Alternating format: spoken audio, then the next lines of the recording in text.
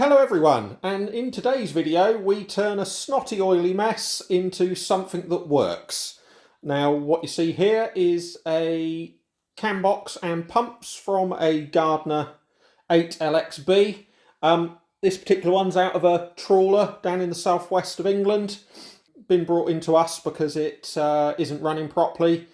Fine at tick over according to the owner, but when put under load, it acts like there's rubbish around the prop, but there isn't. So it's been sent in to us to give it a look over and give it an overhaul while it's here, see what's wrong with it and get it sorted out. Now, from a bit of investigation, we think we found what's wrong with it. Although there is fuel output from number 2 cylinder when there's no injector attached to it, the second it's having to push against any back pressure, so obviously trying to lift the injector, there is no fuel output from this cylinder. So essentially it's a 7-cylinder 8LXB, not a 8-cylinder one. So that's clearly a problem.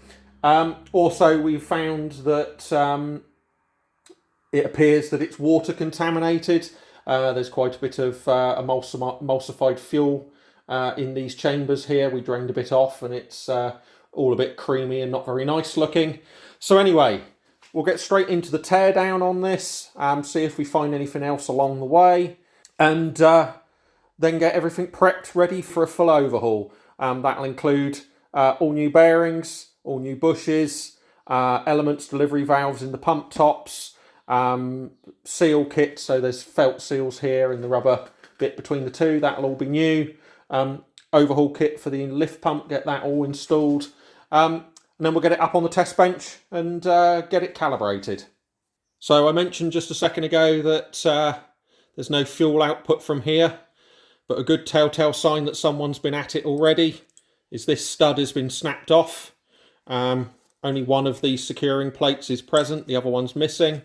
And I don't know if I can undo it with my hand, but just a minute ago, this is actually loose. So all of this looks a bit suspect. Also, another quick thing I've just found between the last bit of video clip and now is the bush for the throttle is completely worn out. There's a lot of play in there. I mean, that won't be causing the owner's problem, but it's obviously certainly worn and needs attention. So anyway, we'll start by doing all the work to get the pump tops off of the cambox. Yeah, so you can see the gunk and corrosion on the end of that, so there's obviously been water in here. The owner's going to have to clean out all their fuel lines, fuel filters, and probably the fuel tanks as well.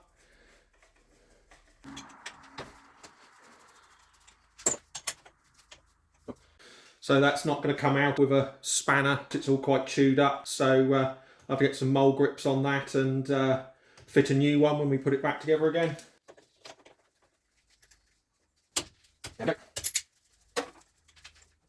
Okay, so what we'll do is we'll get a tub and try and catch as much of the diesel that comes out of here when we remove these.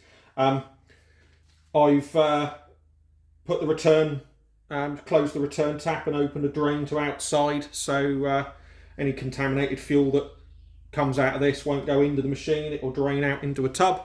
Right, so let's see what we've got.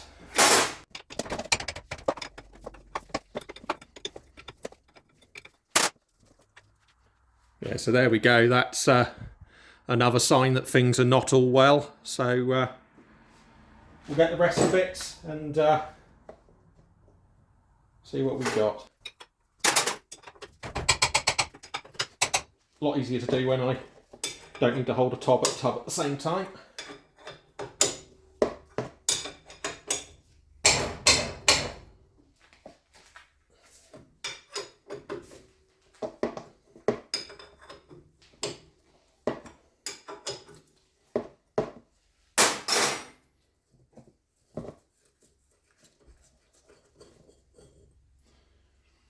Yeah, again, all covered in contamination.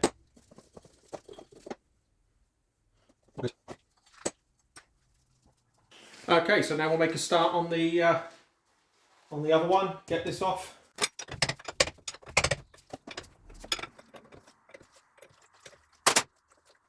Yeah, same on this pump, all full of corrosion.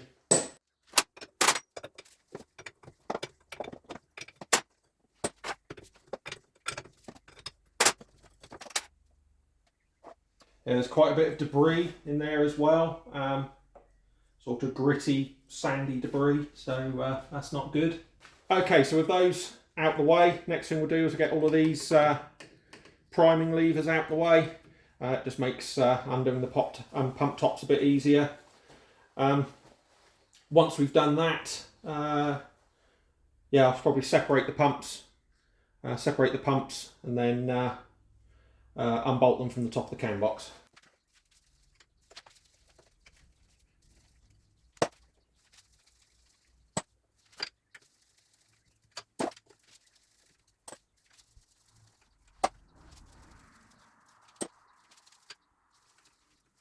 Okay, that's all four undone from here, so get those off. There we go, that's all of those removed.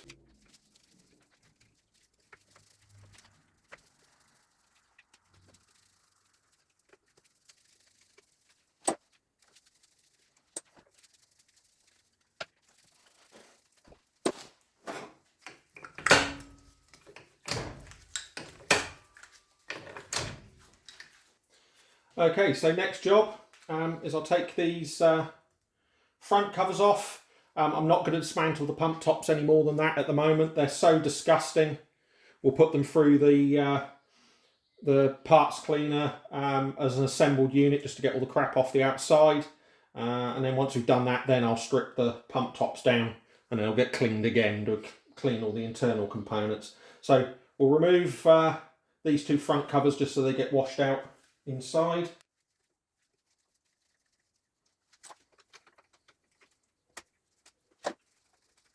So, interested to see what this looks like inside. A little bit oily, grubbly, but doesn't look like it's had any water or anything in it on that one.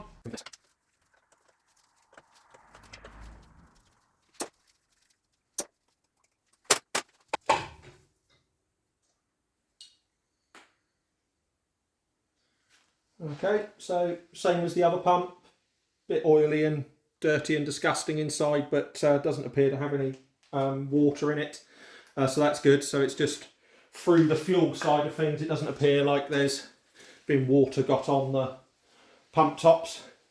Okay, so we now need to disconnect this, and then I'll separate the two pumps. There's a link in under here, so bring you back in a minute once I've cut this cover off. So I've cut the rubber cover off that was between these two pump tops. We'll just remove the split pins, take these out and separate them, and then I'll come along to here and disconnect the link rod here between the pumps and the governor, and that'll allow me to slide this off, and we can get the pump tops lifted off.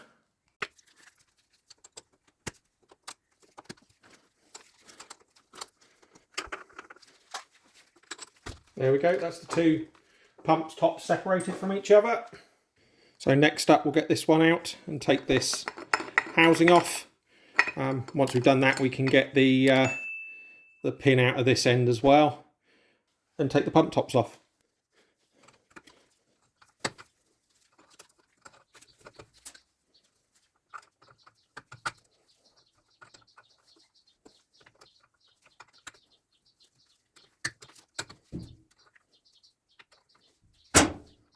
There we go, that's that disconnected. Okay, we rotate that round, take that off the shaft. So we'll just undo this pin here and then take the pump tops off. There we go.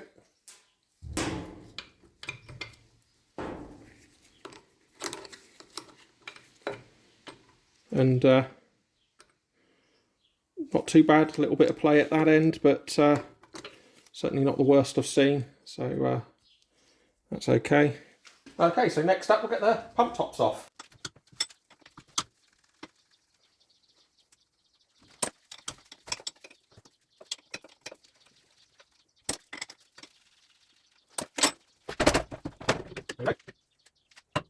Quite a lot of gunge on the underside of that, so but generally not too bad. We'll get that all cleaned up.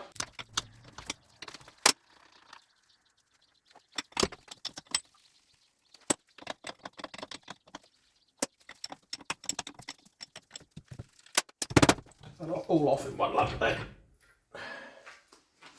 Okay, so with the pump tops and insertion plate off, you can see all the tappets and the springs for them. Again, no signs of water in there, just generally quite carboned up and dirty and disgusting.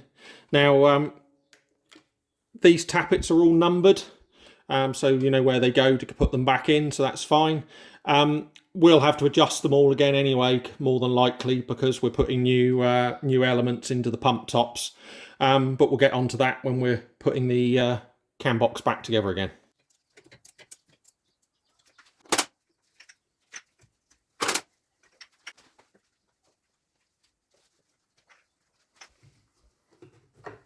Okay, so with those all out, they all don't look too bad. No scoring in here that's not normally apparent on most of these. Obviously we'll measure them up once it's all clean, but I think they'll be fine to go back again. So we're going to take the lift pump off as one lump, and as I said before, we'll overhaul this, but it's just too grubby on the outside at the moment, so we'll stick it through the machine through the washer as one lump, and then dismantle it.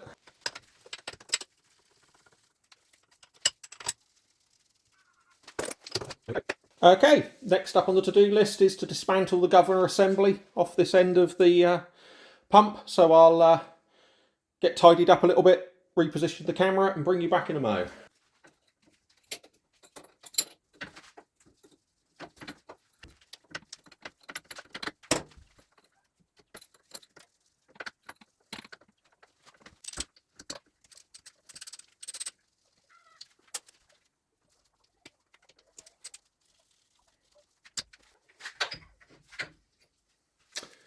Yeah, so the slop on the throttle that I mentioned earlier on, it's not just the bush, there is quite a heavy step in the shaft, so this will need replacing.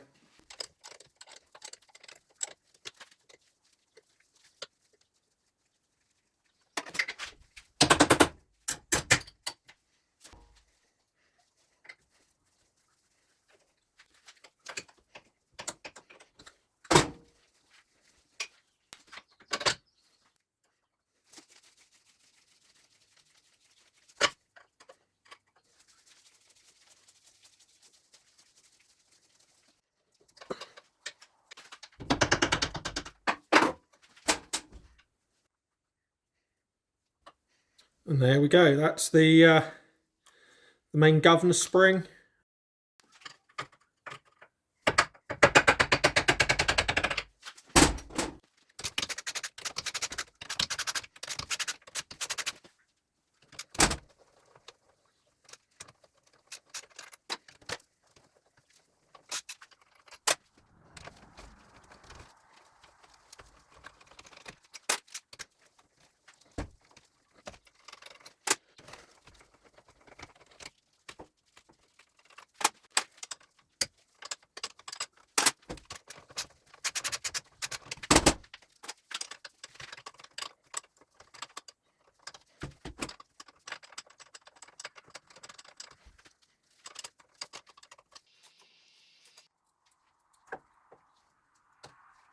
Okay, so with the governor housing removed, next job is to get these governor weights off, and then we're down to removing the camshaft and we can get it all cleaned up.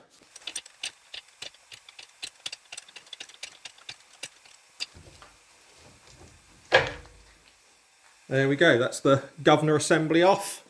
Okay, so the last job to do to get this fully stripped is remove this ring of bolts here that holds in a retaining plate for the bearing. And then let go the end cover on the cam box at this end. Once we've done that, we can pop the camshaft out, and then we're ready for the long process of getting everything cleaned and ready to go back together again.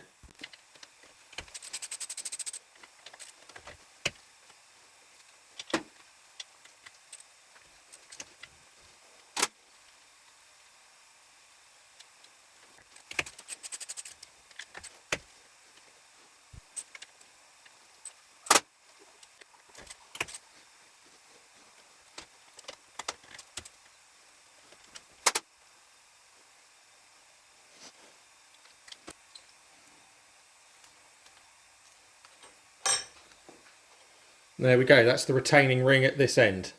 And I also forgot to mention there's a line of pins through the back of the cam box here, so get these out.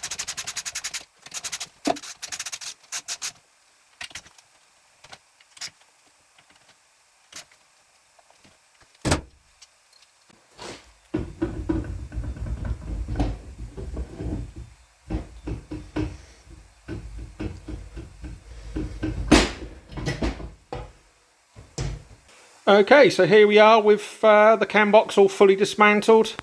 So we'll get all this cleaned up. I'll show you later on in the video stripping these down, but we'll get it all as clean as we can with the pump tops assembled at the moment.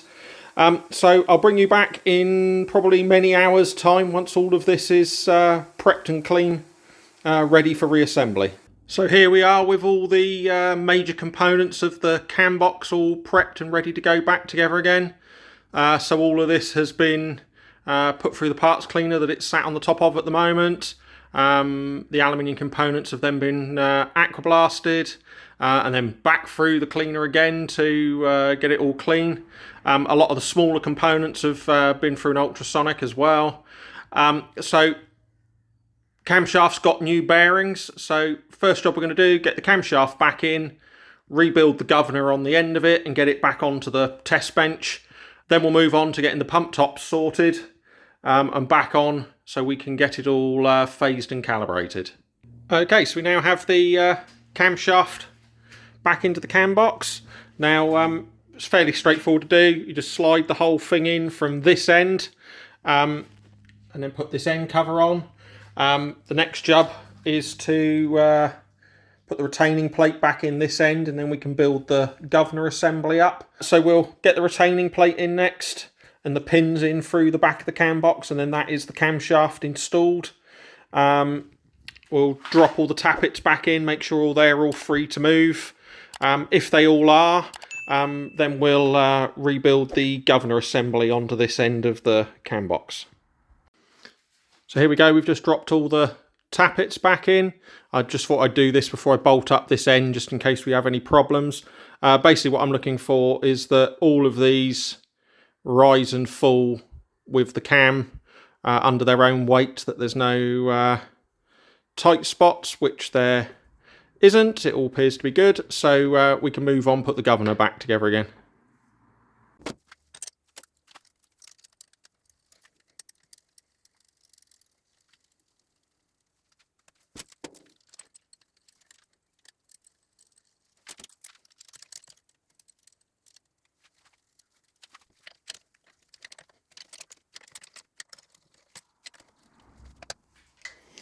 Okay, so with those all done up, before we knock over the lock tabs, we'll just check that everything turns still.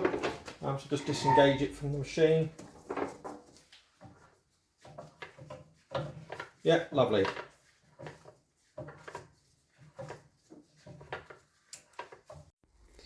Okay, so with the retaining plate in and the lock tabs all knocked over, next job's to put the governor weight assembly on. So we'll do that now. And then hopefully move on to putting the governor housings on.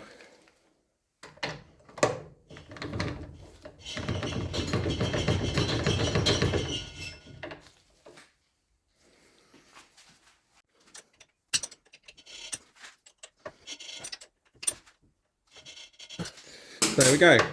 That's all free to move.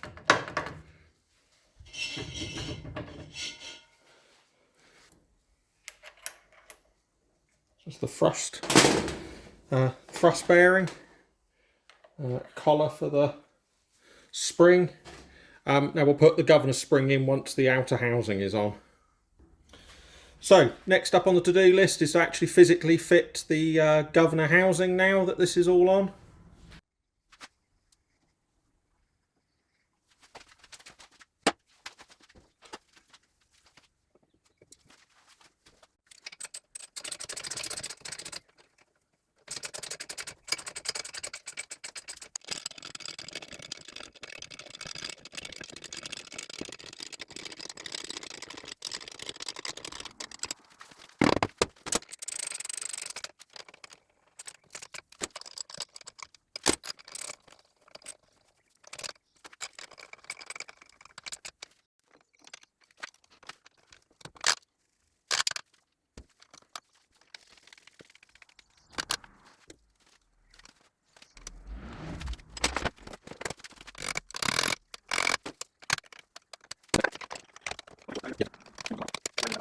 Okay, so that's the cam boxes assembled as we need it to be before we can calibrate it and do stuff like that. So we'll move on to the pump tops.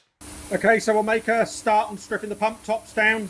Sorry about the noise in the background, but the cleaner's on washing some of the parts of the cam box. So anyway, we'll get on with this.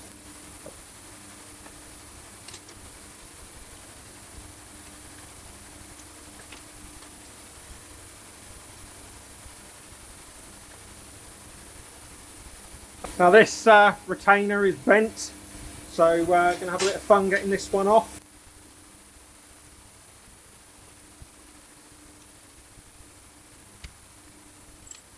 That means they're bent.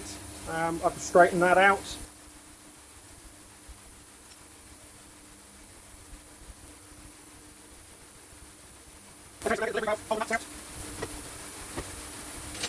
Now we'll be rebuilding these with all new delivery valves and elements, so there's no need to keep it all together. There's the delivery valve spring and the nut.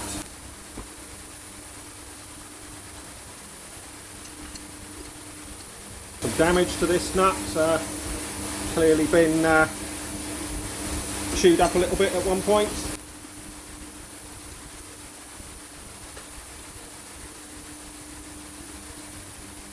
This is the valve itself, and you can see the body down in here. Now these are going to be replaced.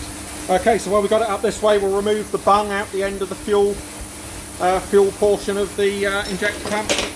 This is just a blanking cap so that you can connect the fuel pipe either at this end or this end to feed.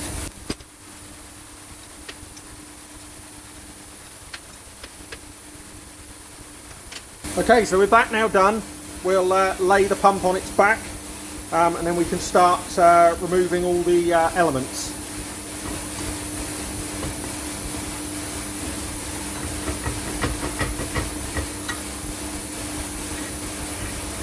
Okay, so we'll cut this seizing wire, get the blanking and the cover plate off.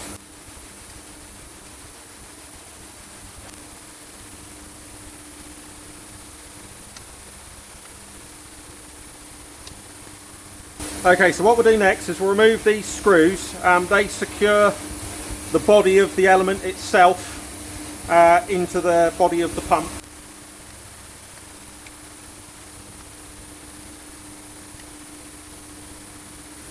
So next up we'll remove the retaining rings that hold the tappets in place.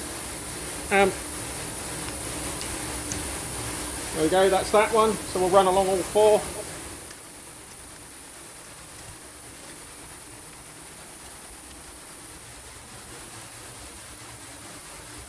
Okay, so the tappet cup out the way.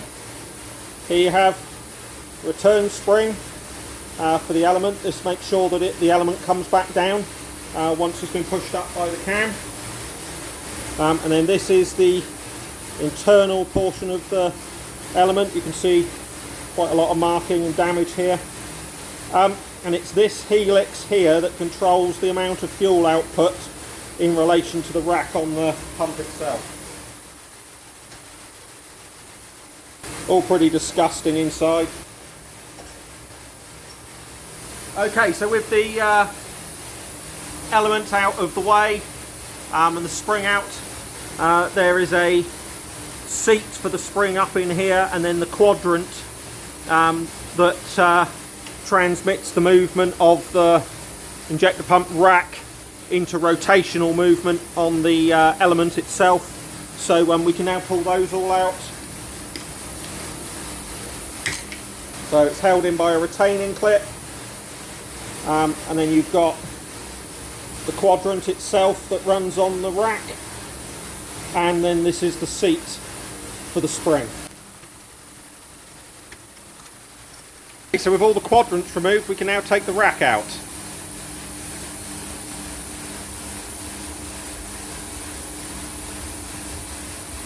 There we go. So last job is to take the elements bodies out themselves. They normally drop in, but obviously there's a sealing washer under the nut here, and that expands when you do it up a bit, and it's currently gripping the delivery valve body in, so we just need to give it a little tap to get those out. Now we're just going to tap these out. Now obviously if you were putting this back together again with its original elements and delivery valves, you'd want to keep both parts of the delivery valve together and both parts of the element together so they stay as a pair, but we're replacing them all, so it doesn't matter. Here you go, that's the body of the delivery valve and the sealing washer. And there you go, that's the body of the element itself. And there we go, that's the pump fully disassembled. Obviously there's a lot more cleaning needed before it can go back together again. So we'll bring you back when that's all done. Okay, so after a lot of cleaning, here's all the parts of one of the two pump tops. As I mentioned earlier in the video, there's new delivery valves, new element assemblies, and the rest of it's all cleaned up. Over here's the various seals and bits and pieces. So we'll get this one put back together again. I won't film doing both, I'll just film doing this one. And then we'll be ready to start looking at the calibration and phasing on the pumps. Okay, so first job we're going to do is put the rack in. Once we've done that, we'll actually build each one of these up in turn, just because it's quite important that the plunger portion of an element assembly stays with its body. So if we do it one at a time, then we definitely can't muddle them up. So we'll do rack and then each one of the elements.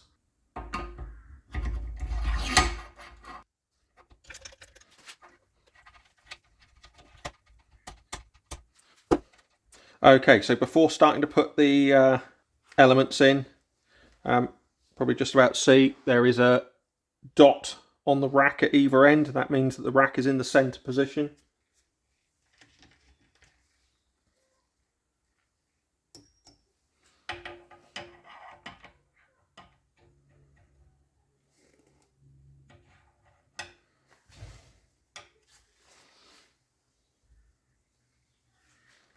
So put a new seal on the screw, and this screw basically stops the body of the element from being able to turn.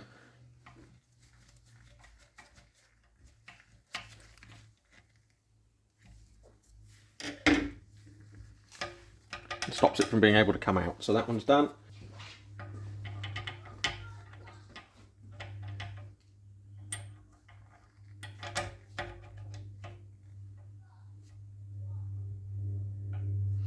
Okay, and then with the rack centered on the dots, what you're looking for is to get this this quadrant to be pointing straight forward, so at 90 degrees to the rack itself. So like that one is there. Okay, so next thing we're going to do is put this in, the actual element plunger. And you probably just about see that there's writing here. And that needs to be towards the forward face of the pump on this model.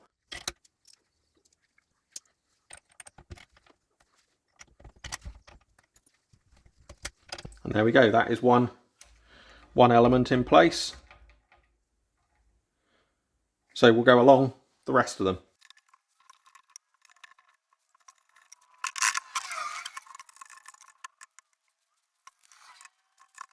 Okay, so with that all assembled, we'll get this pump top on. I won't film putting the other one back together again, so I'll bring you back when we're ready to start looking at the phasing and calibration. Okay, so here we are all ready to start phasing and calibrating the pump tops. Now, we've already done a little bit of it. So on number 1 cylinder here, we've rotated the camshaft so it's on the back of the cam and installed the Gardner phasing disc, which will make sure that the spill point of cylinder 1 is in the correct position in relation to the camshaft. Now, I think I've said this in a video before, that Gardner would have you use this across all 8 to line up the lines for each element here. However, that's fine for a pump that's all brand new, but it doesn't account for any wear that might have happened over the years in the bottom of the cups, and equally the fact that this has obviously now got different elements in it, so these marks might be incorrect. So the way we do it here is we use the Gardner shim on the number 1 cylinder. That sets our 0 point, and then we will then pressure phase the rest of the elements to number 1 to make sure that across all of them we have ½ degree of error maximum at the point of each cylinder injecting. Now obviously, this being an 8-cylinder pump, there's 45 degrees between each point of injection. So what we're looking for is 0, and then number 5 cylinder is the next in the firing order, so this one should appear exactly 45 degrees afterwards, and then so on and so on until you've done all 8. So what we're going to do now is we're just going to do the initial phase check on all of them to see how far out the other 7 cylinders are in relation to number 1. So the first thing we'll do is check the position for 0. So you can see the full fuel flowing here. So if I move into the direction of flow, and there you go, that is your spill cut-off point. So we'll now just check that that lines up on the quadrant on the here. So you can see we're using the 90-degree line. So the 45 gives you the 0. And that's 10 degrees either way. So you just about see we're a little tiny bit off there. So there we go, that is the 0 point set. We're using 90 just because 0 is down round the side here, just a bit more difficult to read. So we'll start from 90 back round to 90. Okay, so with cylinder 1 spill point confirmed, checked against the degree indicator on the machine. So the next one in the firing order is cylinder 5. So we'll now rotate the pump in the direction of rotation of the pump on the engine. Got to make sure that you turn it the right way, otherwise it will be on the wrong side of the cam, all the settings. So we'll turn number 5 until we find the spill point of that and find out whether that is correct. So following the direction of rotation, the next number to come up will be 45 degrees, going backwards from 90 because of the direction of rotation. So we'll look for 45 degrees and see how much error we've got. Okay, so we've gone around and checked the phasing on all of the elements of the pump. So obviously, as I said earlier, we started at 90 degrees just for ease of reading it off. So through the firing order, you've got 90, 45, 0, 315 and so on. Now what we have at the moment is number 1 and number 5 are fine, they're both reading correctly, but as you can see here, we've got some of them that are reaching their spill point a bit late, a couple a bit early. So what we need to do is take the pump tops off and then adjust the tappets to bring all of these as close to 0 error as we can across all 8. So we'll get on and do that now. Okay, so because of the pitch of the thread on these, 1 flat is about ½ a degree. So Obviously this is our 0 point, so doesn't need adjusting. Cylinder 2 and cylinder 3 are late by 1 degree, so they need to come up roughly 2 flats. Cylinder 4 is late by 1.5 degrees, so 3 flats on that one. Number 5 is fine. Number 6 is early by 0.5 degree, so that needs to go down 1 flat. Number 7 is late by 3 degrees, so that's got to come up by 6 flats. And then cylinder 8 is early by 0.5 degree, so needs to go down. So we'll start cylinder 2. So cylinder 2 and cylinder 3 need to come up.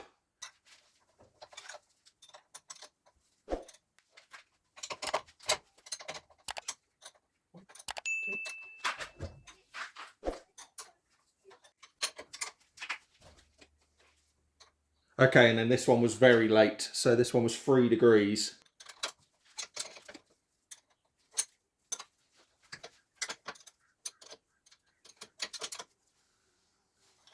Okay, so with those all adjusted, we'll put the pump tops back on.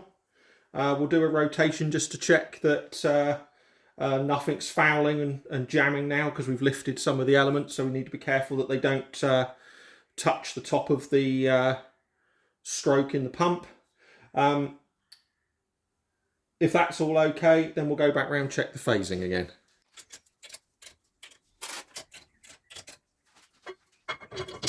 Okay, so after a couple of rounds of adjustment, we've now got all 8 cylinders phasing within 1/4 degree. So across all 8 of them, between the highest one and the lowest one, there is 1/4 degree of error.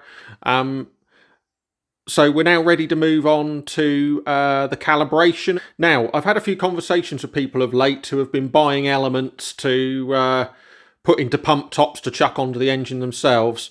What I'm going to do is, these have just been put together. We've not adjusted any of the calibration.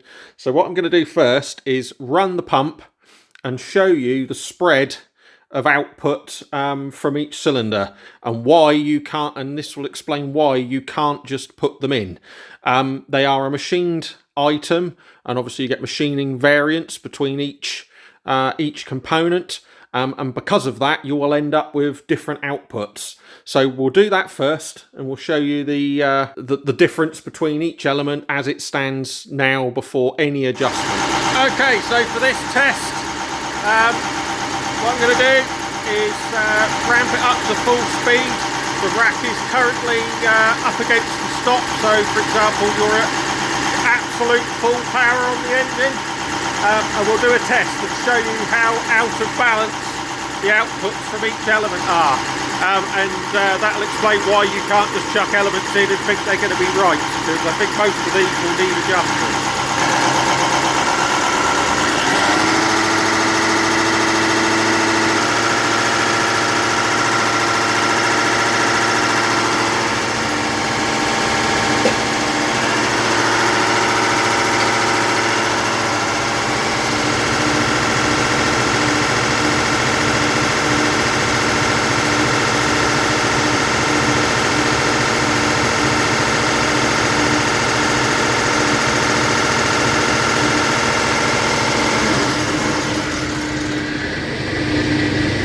Okay, so between maximum and minimum there, you have got 1, 2, 3, 4,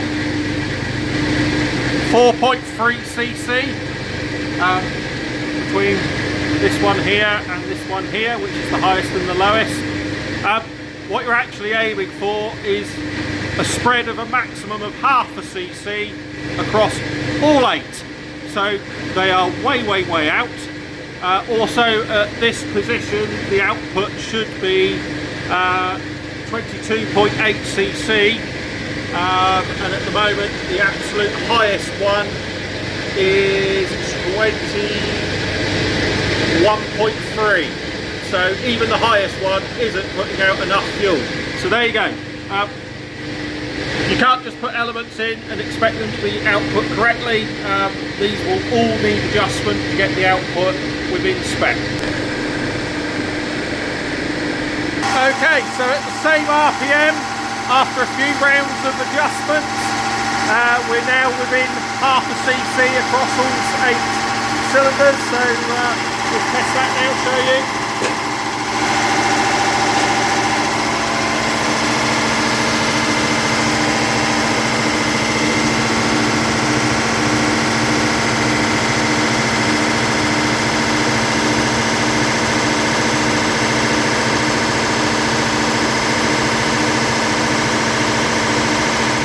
Okay, so with that now set at that rack position and balanced across all 8 cylinders for fuel output, we'll now run through all of the other rack positions and check those, and if they're all good, just need to connect up the governor and set that up and put the priming levers back on.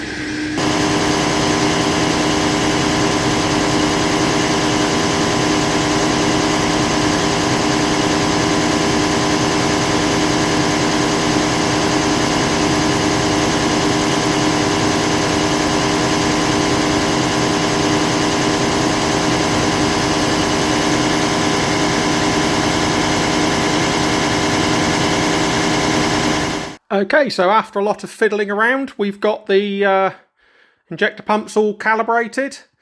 So next job is to set the rack to governor relationship. So you need to spread the weights in the governor fully, set the rack at 1/32 of an inch from fully closed, so that way, and then adjust this link rod so that the pin goes through without moving any of it.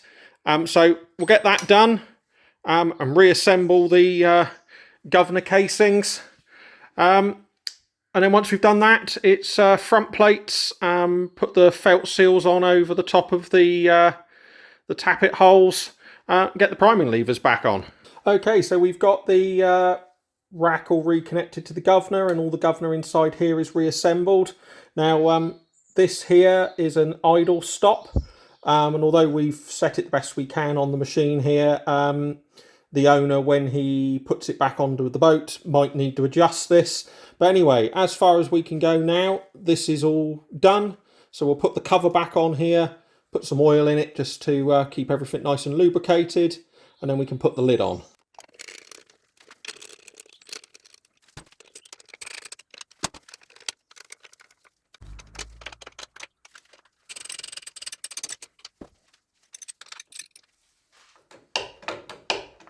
And there we go, that's all the cam box done.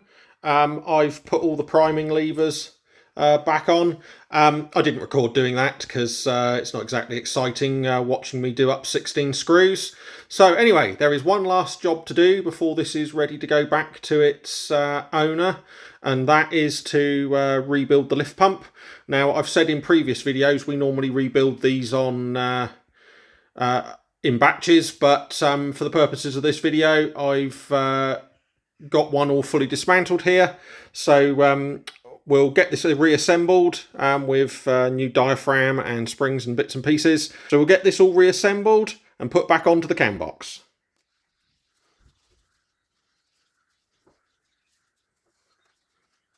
So on the diaphragm here, there's multiple layers of material. So it's obviously important to keep these all aligned. So when I'm doing these, I just tend to put a couple of the body securing bolts through just to hold them all in alignment.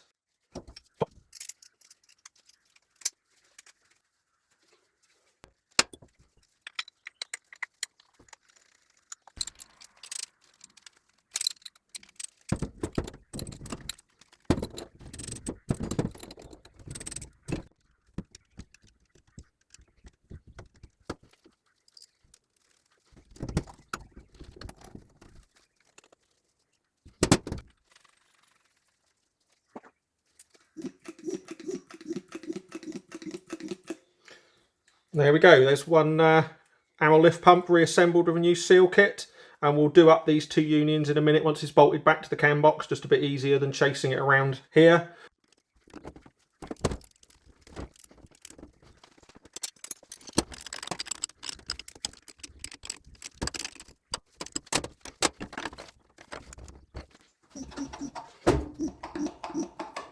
So there we go. That is the cambox and injector pumps all fully refurbished with new lift pump just put on. So that's us all done for this video. Hope you've enjoyed watching it. We'll be back on to the Gardner 2LW rebuild in the next video. So thank you for watching, and we'll see you next time. If you've enjoyed watching this video, please consider liking and subscribing. Thank you for watching, and see you next time.